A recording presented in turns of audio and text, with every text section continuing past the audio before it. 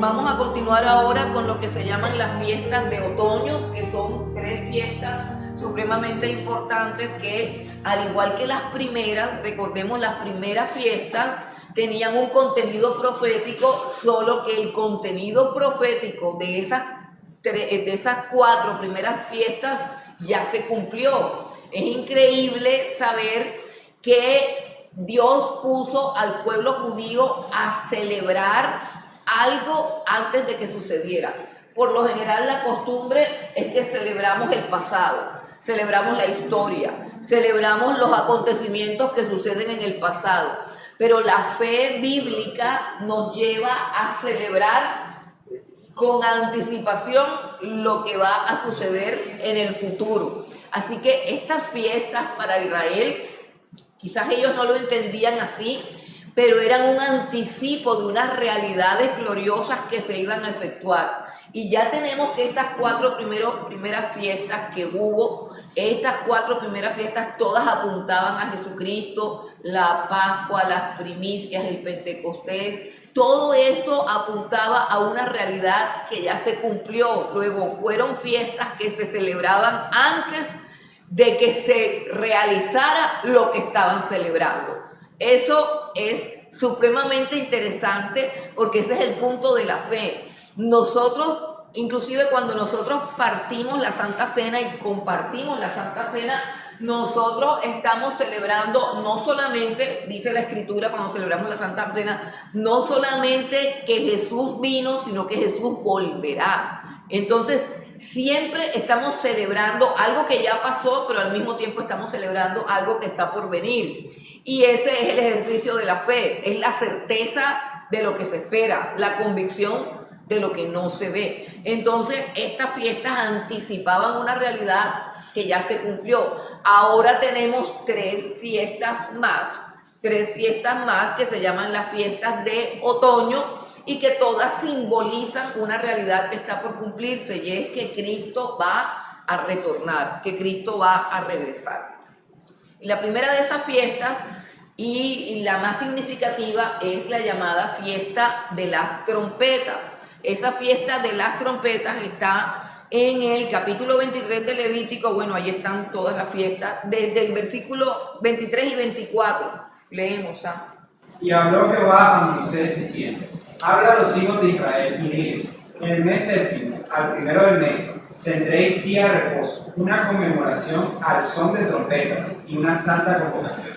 Ok, entonces, esta fiesta es tan importante para nosotros porque es una fiesta que simboliza la segunda venida de Cristo y la vamos a desmenuzar tal cual como está aquí en los versículos que acabamos de leer. Y lo primero que dice, versículo 23, es: habló Jehová a Moisés diciendo, habla a los hijos de Israel, a los hijos de Israel. Y es supremamente importante que dice a los hijos de Israel y no a Judá ni a los judíos. ¿Por qué es supremamente importante eso? Porque en el tiempo en que vino Jesucristo, ya el pueblo de Israel como tal en parte se había desintegrado y lo que existía eran los judíos como tal. Y los judíos son aquellos que pertenecen a la tribu de Judá y a la tribu de Benjamín, que es el segmento llamado Reino del Sur, que fue el segmento que quedó con el templo de Israel allí en el centro como capital de Israel. Las 10 tribus de arriba, que son las que componían todo el pueblo de Israel, o sea, el pueblo de Israel se le llama Israel a Jacob, que es el padre de las 12 tribus de Israel, pero se le llama judíos a los que quedaron. ¿Los que quedaron de qué? Después del imperio asirio, de la invasión de Asiria, Asiria se lleva cautiva a las 10 tribus del norte, y esas 10 tribus del norte comienzan como a establecer matrimonios mixtos con los imperios que las invadían, y ellos perdieron como su identidad y dejaron de ser pueblo. Entonces, a la venida del Señor Jesucristo se consideraba judíos realmente al reino del sur, o sea, lo que es la tribu de Judá y la tribu de Benjamín, y las 10 tribus de arriba son las tribus de Israel. Yo no sé si ustedes se acuerdan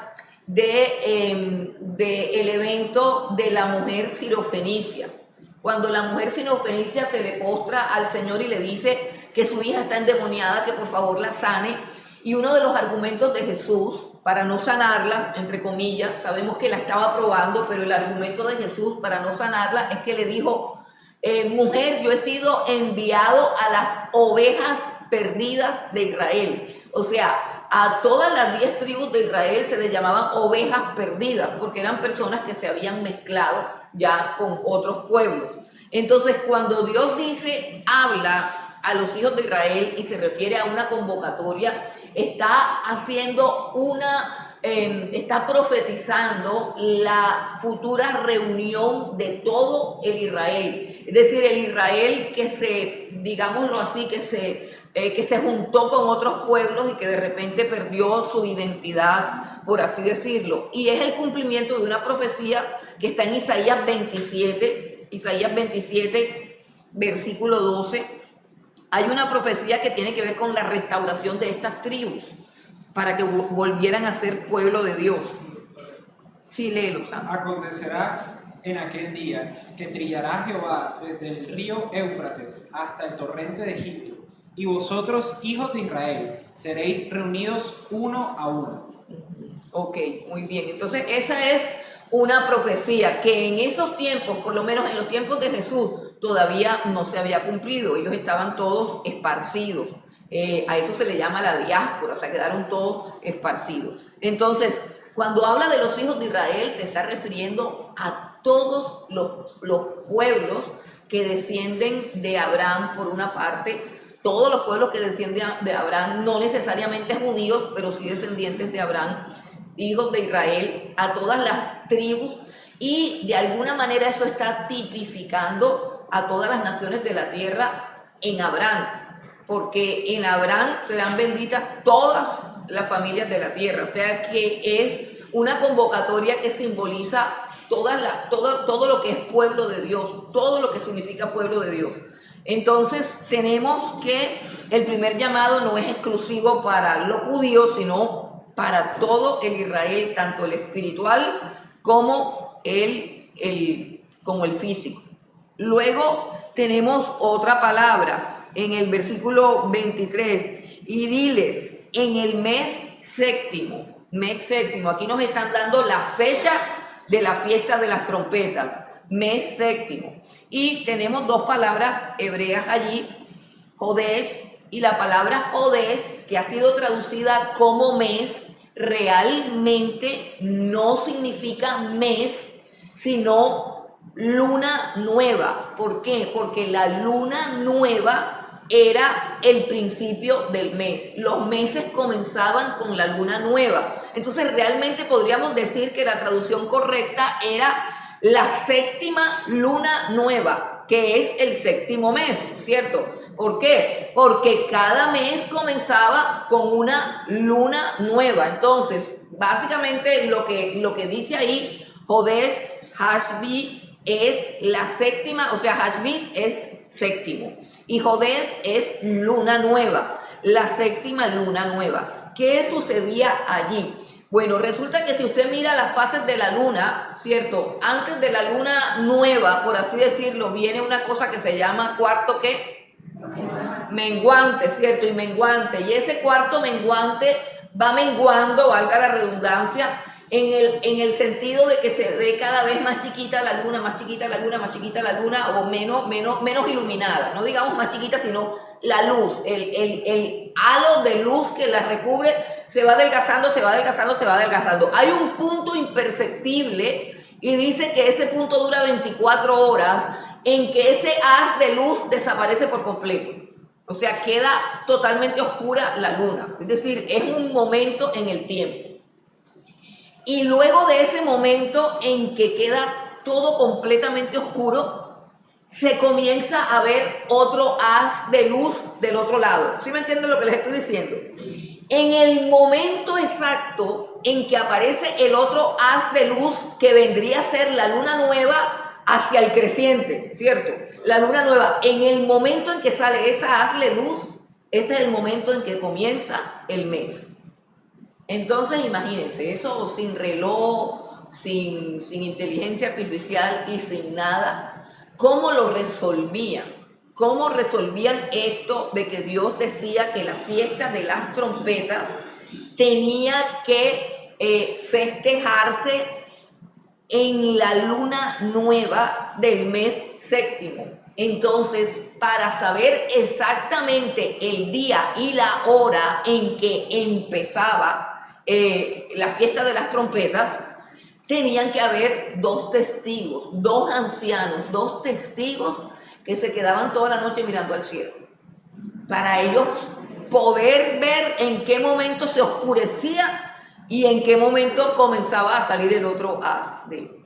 Entonces, estudiando todas estas cosas, encontramos unos tipos, unos simbolismos increíbles, encontramos unas claves en lo que dijo el Señor Jesucristo acerca de su segunda venida, cuando decía que el día y la hora nadie lo sabe, porque resulta que en el contexto judío, no en la Biblia, pero en el contexto judío, este día o esta fiesta se comenzó a llamar la fiesta del día escondido. Así se llamaba la fiesta del día escondido, o sea, del día que nadie sabe cuándo comienza la fiesta.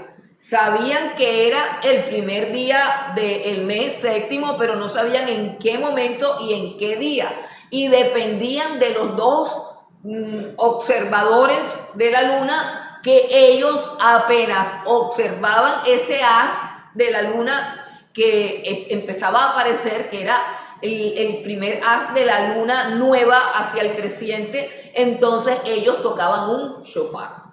En ese toque de shofar se anunciaba que comenzaba la fiesta de las trompetas. Entonces, todo esto nos lleva a recordar las palabras de Jesús en Mateo 24. Ustedes lo tienen ahí. Bueno, lee Mateo 24, 36. ¿Qué dice? Pero del día y la hora nadie sabe, ni aun los ángeles de los cielos, sino solo mi Padre. Mas como en los días de Noé, así será la venida. No, ahora el 42, solo el 36 y el 42. Así será la venida del Hijo del Hombre. Velad pues, porque no sabéis a qué hora ha de venir vuestro Señor. Ok, entonces en el versículo 36 tenemos que Jesús está hablando a los judíos, o sea, está hablando en un contexto judío. Estas son las cosas buenas de conocer términos judíos, y estas son las cosas buenas de entender la cultura judía, porque nos ayuda a comprender y a rescatar el significado. Sin embargo, a algunos esto les sirve para disfrazarse de judíos y comenzar con unas tonterías y unas bobadas. Pero cuando nosotros escarbamos en todos estos tesoros, entonces vemos unos tipos significa unos símbolos proféticos. Y el primer símbolo profético es que el día y la hora de la venida del Señor Jesucristo nadie la sabe. El segundo símbolo profético es que así como los dos testigos tenían que estar observando la luna, el Señor Jesucristo nos manda a estar velando. Velando significa no que no tengas que dormir, sino que estés atento a las señales. No vamos a estar atentos a las lunas, pero sí tenemos que estar atentos a las señales.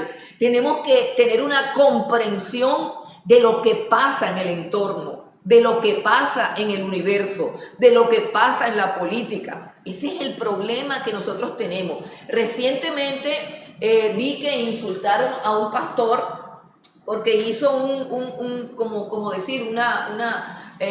discurso político.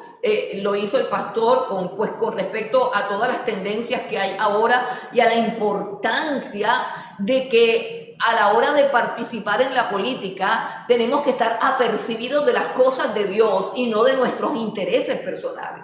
No de quién me ofrece más pan, más yuca, no de quién me ofrece más plata, no de quién me ofrece un cambio, sino exactamente cuáles son las señales que muestran a cada persona. Entonces insultaron al pobre pastor, barrieron el piso con él, y él decía algo que me llamó la atención porque yo lo dije hace poquito. Yo pues no conozco a ese pastor, sino que lo vi, y yo cuando alguien me decía, es que yo nunca me he metido en política.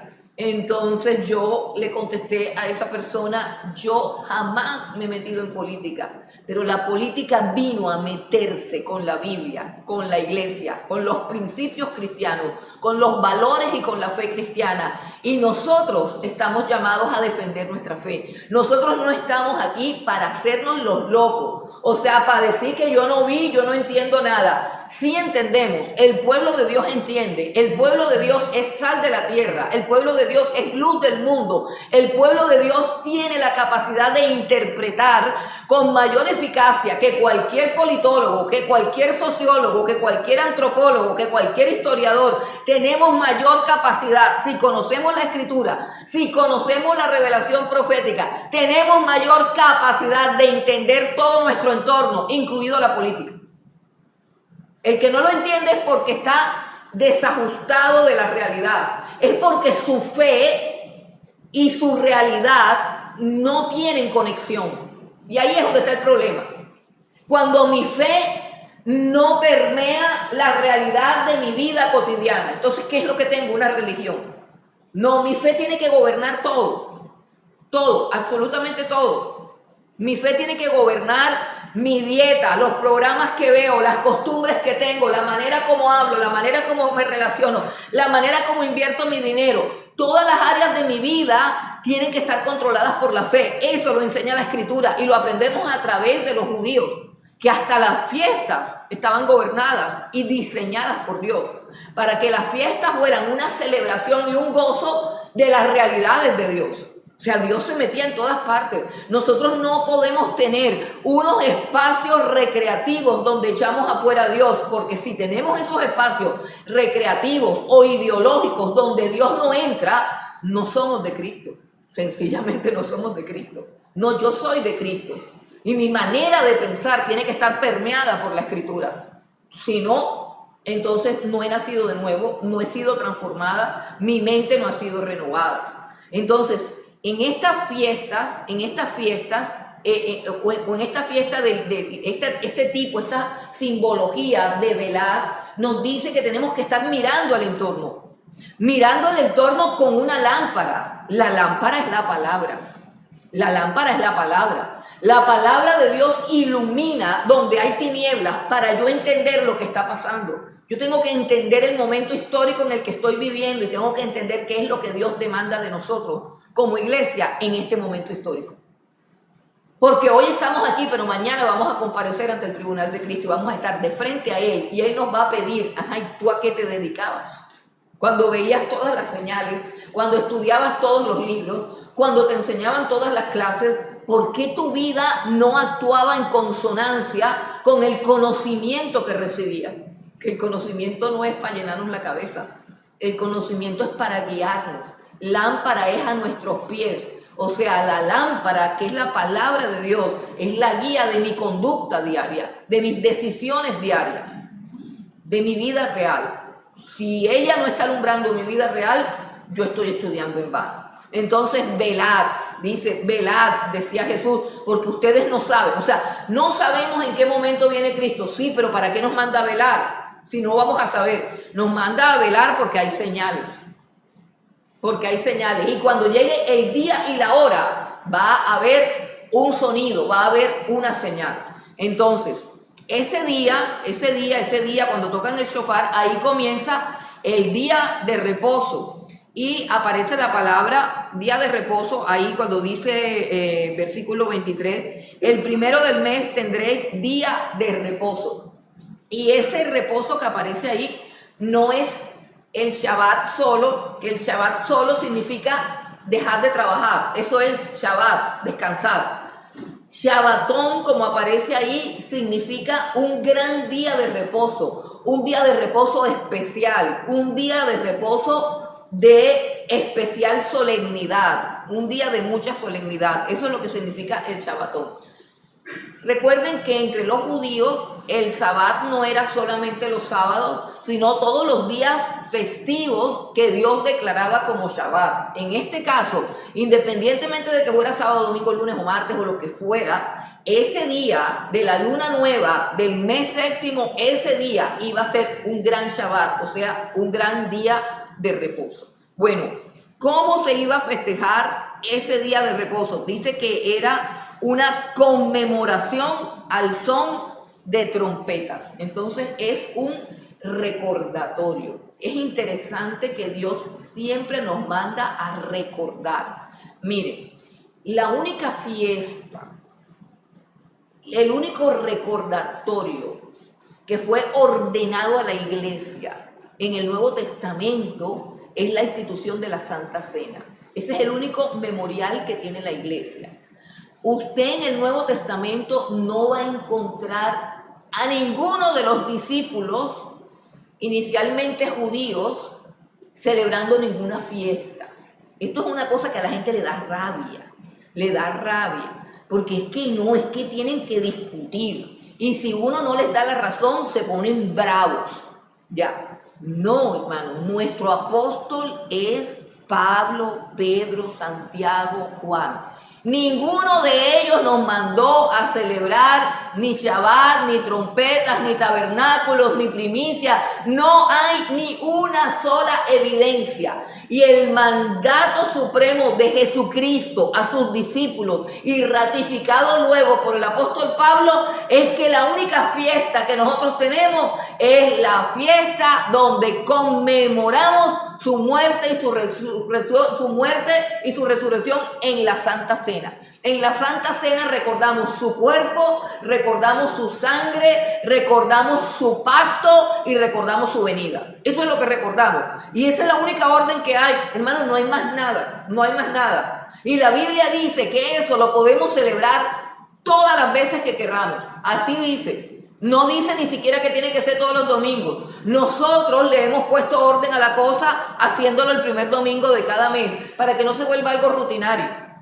Pero Jesús dijo que lo recordaran todas las veces. O sea, nosotros podemos recordar a Cristo todas las veces. Y todas las veces que recordemos su sangre, su cuerpo, su cruz y su pacto, estamos celebrando la única fiesta que nos fue ordenada. Pero a los judíos les fueron ordenadas estas fiestas antes del cumplimiento de lo que nosotros estamos viendo aquí, del cumplimiento en Cristo Jesús. Entonces, la fiesta es un recordatorio, un memorial, pero no un recordatorio de algo que había pasado.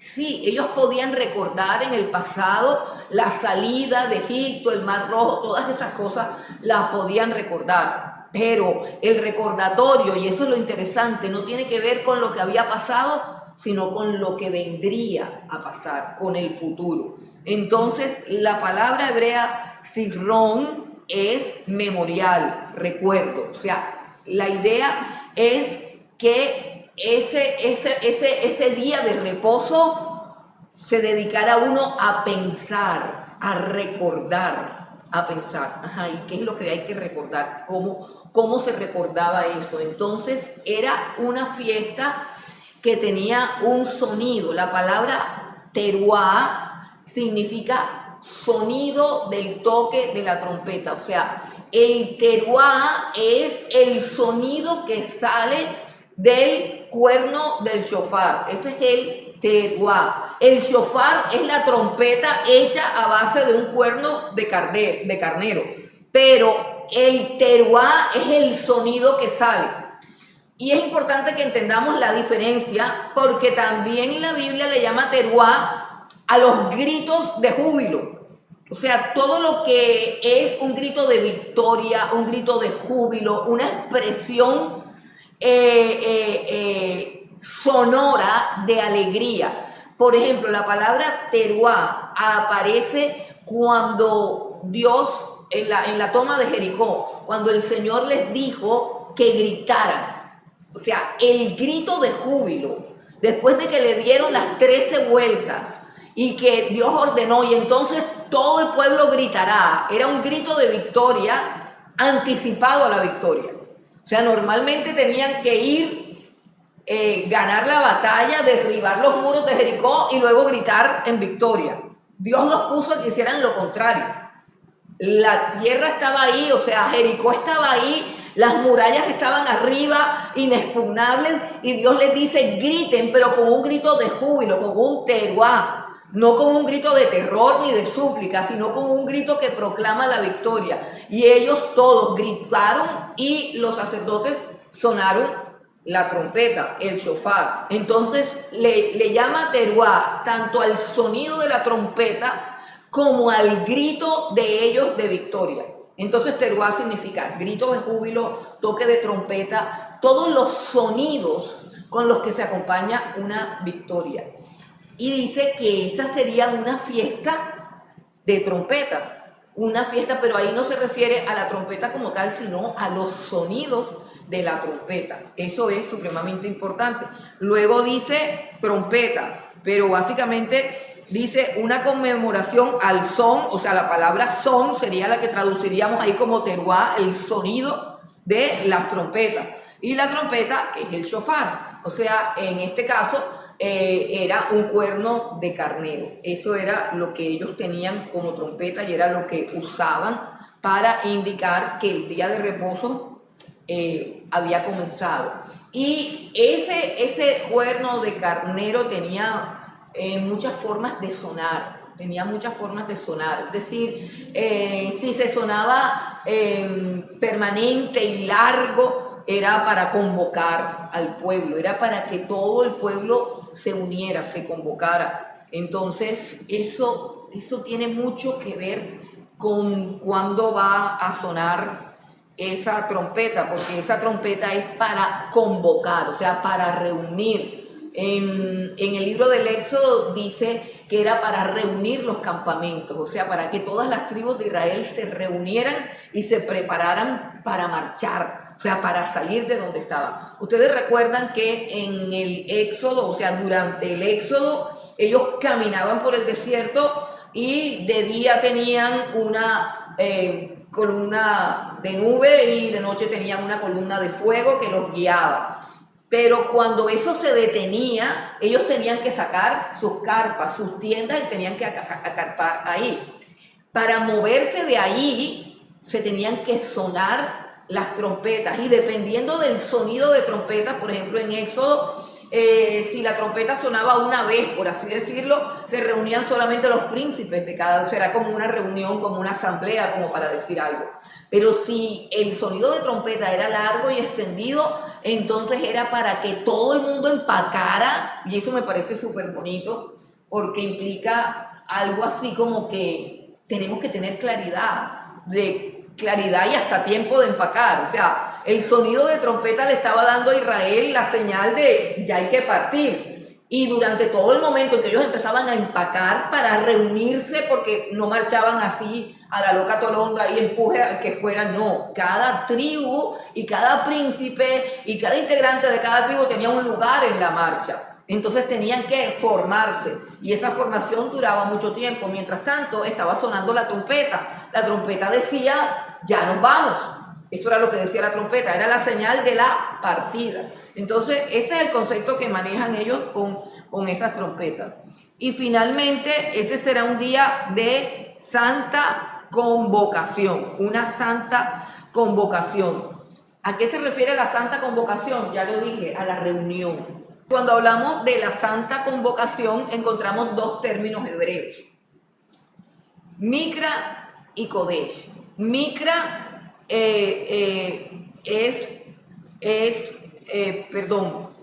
Mikra significa santa y Kodesh es que significa santa y Mikra significa convocación. Pero resulta que la palabra Mikra la utilizan para designar también ensayos, o sea, se refiere a una dramatización o a un ensayo. Eso es lo que traduce la palabra Mikra, o sea, que es como algo así como que ellos tenían que reunirse como si fueran, o sea, congregarse todos juntos como si fueran a partir a algún lado, pero era simplemente como un simulacro, como cuando hacemos un simulacro de incendio y cosas así. En eso consistía la fiesta de las trompetas, el Mikra Kodesh. ¿Y dónde está el cumplimiento de estas fiestas? Aquí hay dos citas, hay más, pero estas son las dos citas principales donde se va a cumplir esta fiesta de las trompetas. En 1 Corintios capítulo 15, versículos 51 y 52.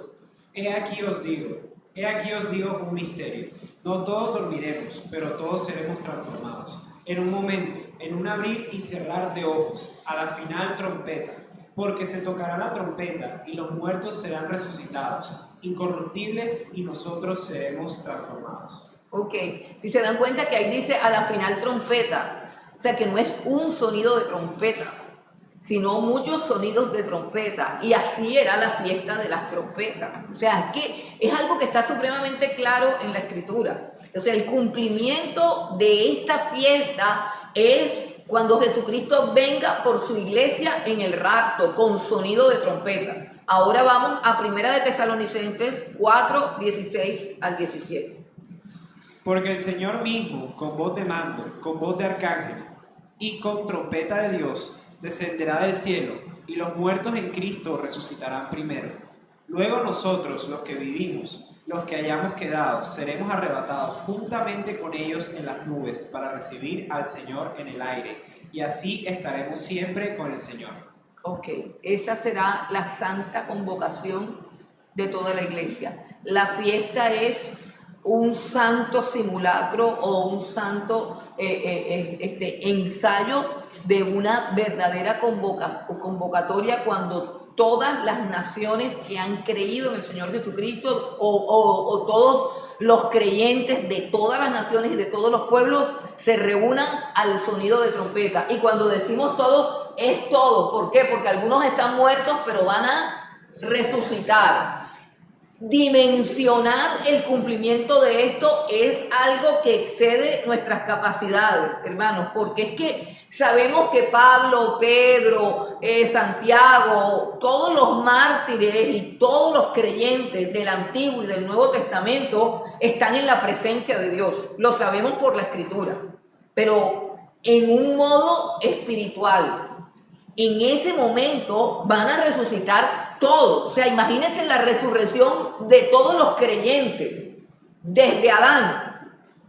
Imagínense a todos los creyentes resucitados. No es cualquier convocatoria, es algo que escapa de nuestro entendimiento. Tiene unas dimensiones impresionantes, tiene una magnitud impresionante. Nosotros siempre estamos pensando como que, ay, ¿eso cómo será? Y vemos como esas películas donde un grupito de gente sale volando. Un grupito de gente, dice los muertos en Cristo. La palabra muertos en Cristo implica una millonada de personas como la vio Daniel. Daniel vio en una visión al Hijo del Hombre y dice, y millares de millares le servían. Millares de millares. O sea, él ve una multitud que no es posible contar.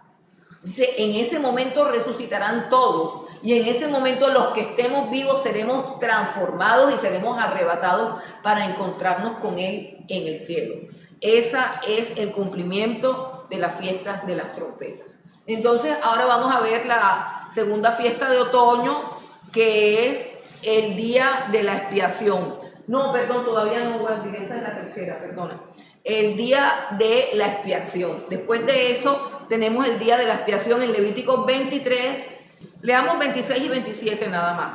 También habló Jehová a Moisés diciendo, a los 10 días de este mes séptimo será el día de expiación. Tendréis santa convocación y afligiréis vuestras almas y ofreceréis ofrenda encendida a Jehová.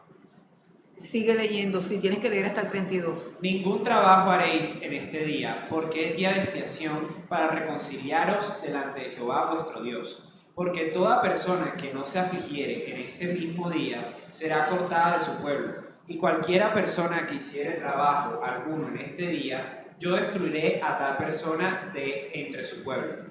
Ningún trabajo haréis, estatuto perpetuo es por vuestras generaciones en donde quiera que habitéis. Día de reposo será a vosotros, y afligiréis vuestras almas, comenzando a los 9 días del mes en la tarde. De tarde a tarde guardaréis vuestro reposo.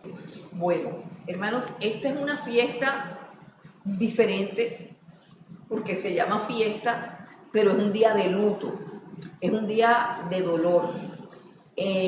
Alguna vez yo estuve durante el Yom Kippur, estuve en Panamá. Panamá es una ciudad de Panamá, es una ciudad que prácticamente está colonizada por judíos. Es impresionante que todo el comercio de Panamá, yo diría que un 80% es de judíos. Y el día de Yom Kippur en Panamá, siendo que ellos no son un pueblo de judíos, el día de Yom Kippur es un día de fiesta.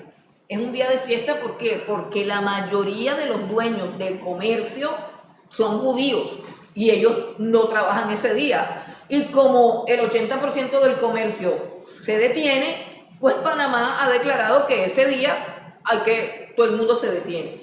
Hermano, ya hay una atmósfera ese día, una atmósfera de tristeza, una atmósfera lúgubre. Panamá, ciudad de Panamá es una ciudad alegre, es una ciudad bulliciosa, es una ciudad de soles, de cielos azules, de brisa, de gente así, casi igual a nosotros, son súper latinos, súper alegres.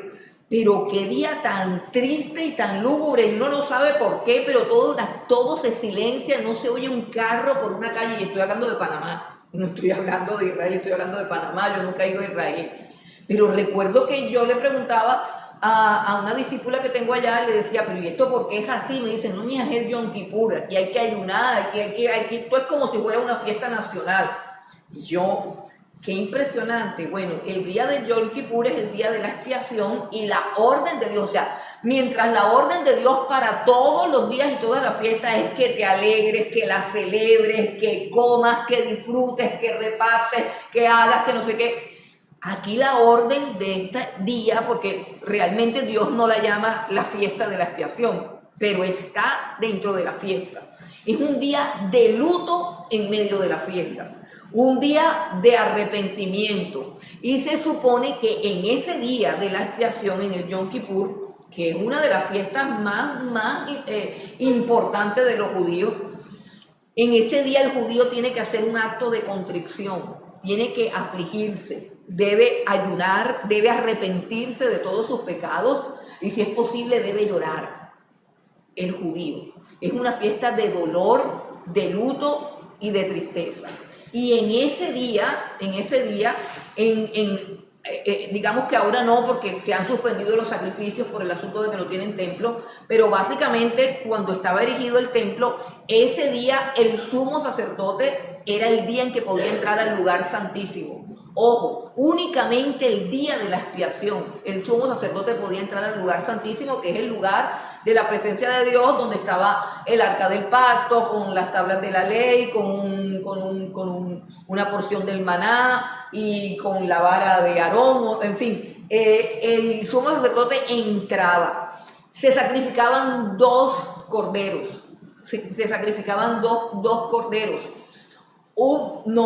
Se tomaban dos corderos y un cordero se sacrificaba y con la sangre de ese cordero se hacía la expiación del lugar santísimo. Se entraba al lugar santísimo con la sangre, el sacerdote entraba con un tazón lleno de la sangre de los dos corderitos, uno sacrificaban, tomaban la sangre de ese corderito y entraba con ese tazón de sangre y lo rociaba en el arca del pacto. O sea, el lugar donde se manifestaba la presencia de Dios, que simboliza el lugar santísimo, simboliza literalmente aquí en la tierra, simboliza el trono de Dios, el lugar donde está Dios, el lugar a donde nadie puede entrar sin haber hecho expiación por los pecados. Entonces, el sumo sacerdote entraba a hacer expiación. Era un día terrible porque era cuando el sumo sacerdote exponía su vida, tenía que estar en santidad, tenía que estar en pureza, tenía que estar súper bien y todo el mundo esperaba acá todo el mundo aterrorizado de que al hombre no fuera a caer muerto como había pasado anteriormente con otros sacerdotes. Entonces era un día de una solemnidad, era un día lúgubre, era un día triste, era un día de dolor, era un día de arrepentimiento, era un día de darse golpes de pecho, como decíamos nosotros. El otro cordero lo mandaban al desierto, lo llevaba un sacerdote, agarraba el otro cordero, uno lo mataron y el otro vivo lo llevaban al desierto. esos dos corderos simbolizaban la obra expiatoria del Señor Jesucristo. La obra expiatoria en cuanto Él con su sangre nos abrió el camino al lugar santísimo. Y el cordero que se iba, el cordero que echaban para el desierto, simbolizaba el pecado que tenía que estar echado de nuestras vidas. O sea que Dios no convivía con el pecado, no negociaba con el pecado. El pecado tenía que salir de la presencia de Dios. El pecador tenía que salir de la presencia de Dios. Por eso era un día, ¿para qué? Para arrepentirse y adquirir ¿qué? El perdón. Porque ese día era un día de perdón, pero también era un día de juicio. Es decir, si Dios no aceptaba la sangre, tanto el sacerdote moría como el pueblo no era acepto. O sea, la muerte del sacerdote acá indicaba que Dios no aceptaba la sangre ni por los pecados del sacerdote ni por los pecados del pueblo. O sea, Dios le daba la espalda al pueblo. Entonces era un día que podía ser de perdón, que era lo que se estaba buscando con esa sangre, el perdón, pero también podía ser de juicio si Dios no aceptaba esa sangre. Entonces ese es el día del Yom Kippur. Por un lado es un día de perdón, pero por el otro lado es un día de juicio. Hermanos, yo quiero que en la descripción miremos lo que dice, por ejemplo, el versículo 29 y lo subrayemos. Dice, porque toda persona que no se afligiere en este mismo día, ¿será que? Cortada. Listo. Y el versículo 32 dice, día de reposo será vosotros y afligiréis vuestras almas comenzando... donde dice que también que... el 30.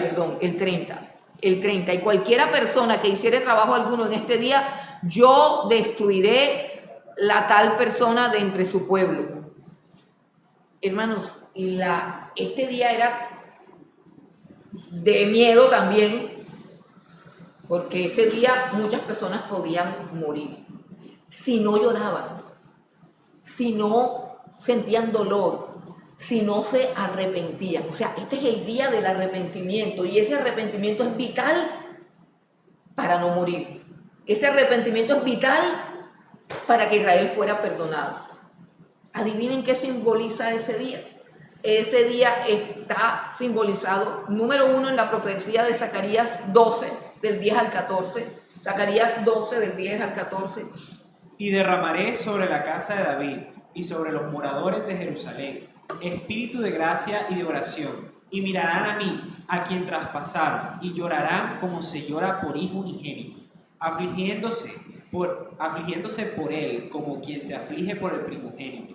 En aquel día habrá gran llanto en Jerusalén, como el llanto de Adradrimón en el valle de Megiddo, y la tierra lamentará, cada linaje aparte, los descendientes de la casa de David por sí, y sus mujeres por sí, los descendientes de la casa de Natán por sí y sus mujeres por sí, los descendientes de la casa de Leví por sí y sus mujeres por sí, los descendientes de Simeí por sí y sus mujeres por sí, todos los otros linajes, cada uno por sí y sus mujeres por sí. Ok, ¿qué les recuerda ese día? Dice, y llorarán y verán al que traspasaron, ¿cierto? Llorarán. Es supremamente impactante el significado. Está allí en Zacarías. Ese es el cumplimiento profético. Zacarías lo está profetizando. Pero luego tenemos Apocalipsis 1:7, donde Juan lo está confirmando también. Apocalipsis 1:7. He aquí que viene con las nubes, y todo ojo le verá, y los que le traspasaron, y todos los linajes de la tierra harán lamentación por él. ¿Sí ve? Amén. Miran al que traspasaron y comienzan a llorar. Ese es el día en que Israel será perdonado. Ese es el día en que Israel será perdonado. Cuando el Mesías que ellos traspasaron descienda del cielo y sea visible para ellos, este fue el que nosotros crucificamos. Ese es el día de perdón para Israel. El que no llore ese día no será perdonado.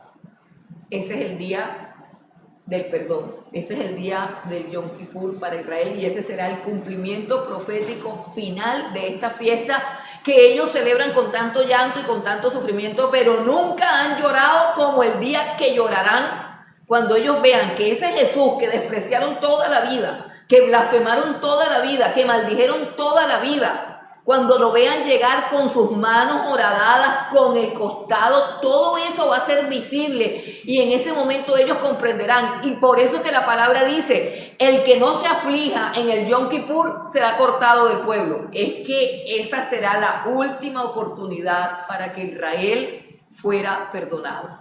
La última oportunidad que ellos tienen es cuando Jesús descienda del cielo, lo vean, entiendan que Él es el Mesías, y que luego les duela y que luego llore.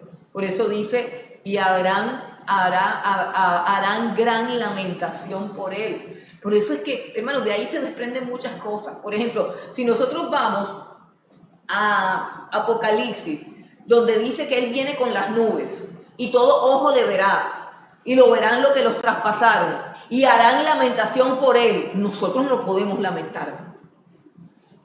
Porque nosotros vamos a festejar. Luego nosotros no somos de los que estamos aquí en la tierra viendo eso. Porque los que estén aquí en la tierra viendo a Jesús venir, les va a doler. Entonces son grupos de personas totalmente diferentes y emociones totalmente diferentes. Por eso es que nosotros, los creyentes, debemos llorar por nuestros pecados aquí. Ahora, que no lloremos cuando Él venga, que lloremos ahora porque sabemos que Él viene. Por eso debemos llorar por nuestros pecados, llorar por nuestras fallas, llorar por la clase de vida que estamos viviendo ahora, pensando si Él viniera por nosotros, no a descender a la tierra, sino a llevarnos al cielo, ¿estaremos preparados para eso? Y eso lo simboliza también la fiesta que viene, que es la fiesta de las tabernáculos. Bueno, para la fiesta de los tabernáculos les traje un video porque es que hay un video es de judíos. Recuerden que este es un video de judíos mesiánicos, entre comillas, entonces no se lo tomen tan a pecho, pero de verdad que es un video hermosísimo que habla con una ternura y con una precisión. Imagina un pueblo recién liberado de la esclavitud, Israel, que por generaciones había sido oprimido en Egipto, ahora caminaba bajo el cielo abierto del desierto. El viento árido soplaba sobre sus rostros, la arena crujía bajo sus pies, y sobre ellos, como un refugio vivo, una nube resplandeciente los cubría de día, mientras que una columna de fuego los alumbraba en la noche. Esa nube y ese fuego no eran un fenómeno natural, sino la misma presencia del Eterno, guiando a su pueblo paso a paso. En medio de esas jornadas, Israel aprendió a depender por completo de Adonai. El Eterno, sabiendo la fragilidad humana, estableció un mandamiento para que esa memoria nunca se borrara. En el libro de Levítico, capítulo 23, versículos del 33 al 43, Adonai ordenó: en el día 15 del mes séptimo, será la fiesta solemne de los tabernáculos, en honor de Adonai por 7 días. El primer día habrá santa convocación. Durante 7 días habitaréis en tabernáculos. Todo natural de Israel habitará en tabernáculos, para que sepan vuestros descendientes que en tabernáculos hice yo habitar a los hijos de Israel cuando los saqué de la tierra de Egipto. Así comienza la historia de Sucot, la fiesta de los tabernáculos, un tiempo señalado por Adonai para recordarnos que somos peregrinos en la tierra y que nuestra verdadera seguridad está en él. Entonces llegaba el otoño y, con él, una de las Moadim, los tiempos señalados por el Creador. Allí, en medio de la sencillez, una familia se reúne con gran alegría para armar su sucá, una cabaña frágil y temporal. Los niños y los padres recolectaban ramas de árboles frondosos, troncos que formarían sus muros y flores de colores con las que la decoran con amor, preparando lo que sería su morada por 7 días. Así lo hacían todos los israelitas, tal como Adonai lo había mandado. El sol del atardecer pintaba de tonos dorados las chozas del pueblo de Israel. Las ramas crujían suavemente mientras el viento acariciaba las hojas, y la luz de las estrellas se filtraba a través de un techo hecho de palmas y ramas verdes. En ella compartían fruta, pan y gozo. Los niños reían, los ancianos contaban historias, y todos levantaban la mirada al cielo, recordando una verdad eterna. Nuestra vida no está sostenida por paredes de piedra, ejércitos o riquezas, sino por el cuidado constante de nuestro Creador. Así surge la fiesta de Sukkot, una de las 3 grandes peregrinaciones bíblicas, ya que Adonai, en la Torá, ordena que los israelitas debían subir a Jerusalén en las 3 grandes peregrinaciones: Pesaj, Shavuot y Sukkot. Por eso, en tiempos bíblicos, el pueblo acudía a Jerusalén en obediencia, llenando la ciudad de familias que venían de todas partes de la tierra de Israel para celebrar delante de Adonai. En esos días, el pueblo debía dejar sus casas cómodas y construir cabañas temporales con ramas de árboles frondosos, palmas, sauces y frutos hermosos. Cada familia, desde los más ancianos hasta los pequeños, dormía y comía en esas chozas bajo el cielo estrellado, recordando que no eran las paredes las que daban seguridad, sino el cuidado paternal de Adonai. Años más tarde, en tiempos de los reyes y los profetas, Sukkot tomó aún más brillo. En Nehemías 8, cuando el pueblo regresó del exilio en Babilonia y escuchó nuevamente la Torá, lloraron de emoción al descubrir que habían olvidado celebrar esta fiesta. Con alegría construyeron sus cabañas y, como dice el texto, hubo alegría muy grande. Era un renacer, un recordar que aún después de la dispersión y el dolor, el Eterno seguía siendo fiel.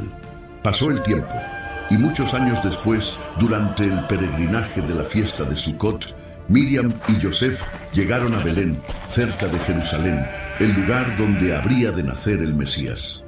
Miriam estaba ya en el tiempo de dar a luz, pues la promesa estaba a punto de cumplirse.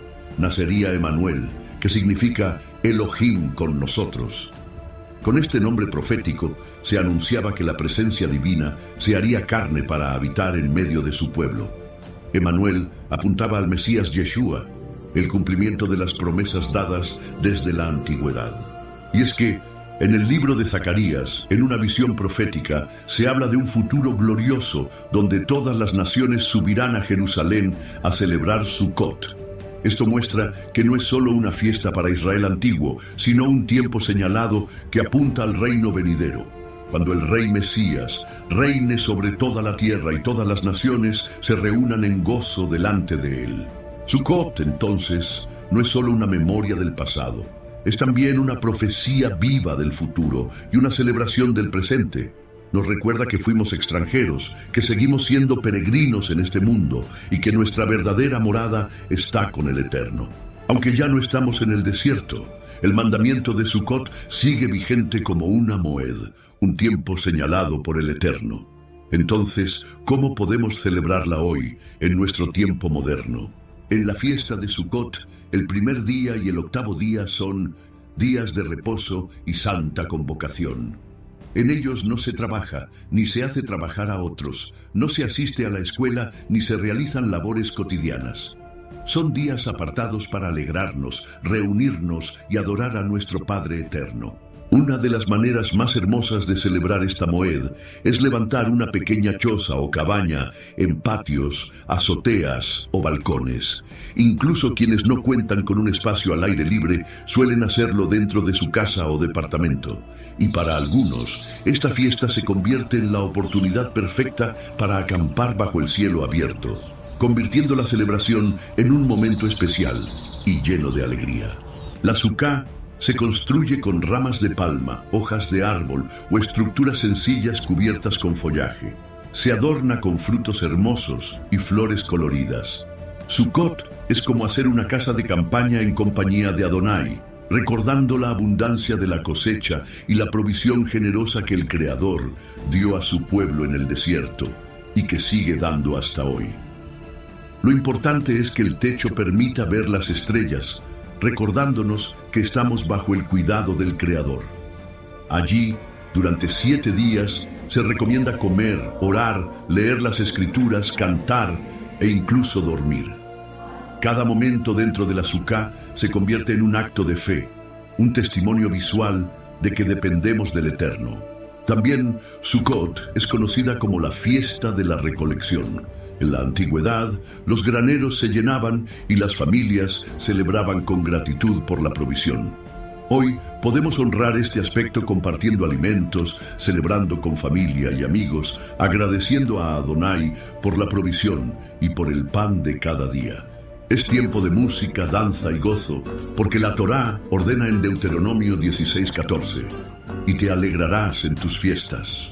Así como Israel recibió agua de la roca y maná del cielo, nosotros somos invitados a confiar en que nuestro Padre Eterno sigue proveyendo. Sukkot nos brinda la oportunidad de abrir nuestras cabañas, compartir el alimento y extender la mano al necesitado para que también celebre con nosotros. Es un tiempo de dar, de enseñar a otros la palabra viva, de compartir con gozo, de alabar y danzar, y de confiar plenamente en nuestro Padre Eterno. Cada día en la Sukkah nos recuerda que el reino venidero se acerca. Celebramos con gozo porque sabemos que un día el Mesías volverá y morará con nosotros. El libro de Apocalipsis describe este momento con palabras conmovedoras.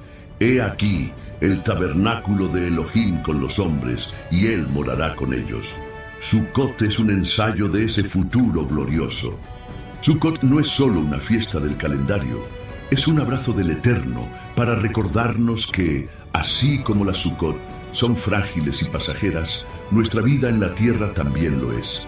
Las casas, los bienes, los logros, todo puede desaparecer. Pero nuestra confianza está en el Padre, que es roca firme. Vivir en una Sukkah nos enseña humildad y dependencia. Esta es la única fiesta en la que se ordena explícitamente estar alegres. El gozo de Sukkot no depende de las circunstancias, sino de la certeza de que el Eterno cuida de nosotros. Incluso en medio de pruebas podemos celebrar porque sabemos que no estamos solos. Adonai está con nosotros cuidándonos y protegiéndonos. Así como Adonai protegió a Israel con nube y columna de fuego, nosotros tenemos al Mesías Yeshua como nuestra cobertura y luz. Él es el agua viva en nuestro desierto, el refugio en nuestra fragilidad y el Rey que pronto reinará desde Jerusalén. Celebrar Sukkot es proclamar con gozo que aguardamos su regreso. Así se vive Sukkot. Familias reunidas bajo chozas sencillas, niños riendo, adultos cantando, todos mirando las estrellas y recordando que el mismo Elohim que guió a Israel en el desierto, hoy sigue guiando a cada uno de nosotros. Esa es la esencia de Sukkot: alegría, gratitud y esperanza eterna. Entonces, al llegar esta fiesta, no la dejes pasar como un dato del pasado. Atrévete a construir tu Sukkah, aunque sea pequeña.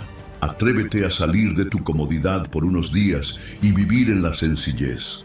Atrévete a mirar el cielo nocturno y decir: Adonai, tú eres mi refugio. Cuando lo hagas, sentirás algo profundo en tu corazón. No estás celebrando solo una tradición, sino un encuentro vivo con el Creador del universo.